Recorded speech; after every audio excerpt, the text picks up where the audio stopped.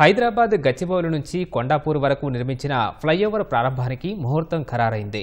ఈ నెల 28న సీఎం రేవంత్ రెడ్డి ఈ ఫ్లైఓవర్ను లాంఛనంగా ప్రారంభించనున్నారు. ఈ వంతెనకు దివంగత నాయకుడు పి జనార్దన్ రెడ్డి జ్ఞాపకార్థం పీజేఆర్ ఫ్లైఓవర్గా నామకరణం చేశారు. 178 కోట్ల రూపాయల వ్యయంతో స్ట్రాటజిక్ రోడ్ డెవలప్మెంట్ ప్రోగ్రాంలో భాగంగా ఔటర్ రింగ్ నుంచి కొండాపూర్ వెళ్లే దారిలో 1.2 కిలోమీటర్ల పొడవున ఈ ఫ్లైఓవర్ను నిర్మించారు. ఇప్పటికే ఇక్కడ గచ్చిబౌలి జంక్షన్పై ఓ ఫ్లైఓవర్ ఉండగా దానిపై శిల్పా లేఅవుట్ ఫేజ్ 1 ఫ్లైఓవర్ ఉంది.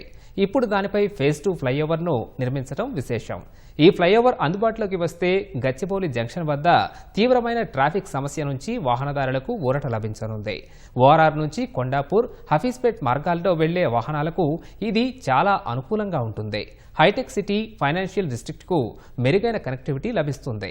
అలాగే కొండాపూర్ ప్రాంతం నుంచి శంషాబాద్ విమానాశ్రయం, అక్కడి నుంచి కొండాపూర్ ప్రాంతాలకు ఎలాంటి ట్రాఫిక్ జామ్ లేకుండా నేరుగా వెళ్లే వెసులుబాటు ఈ ఫ్లైఓవర్ ద్వారా కలగనుంది.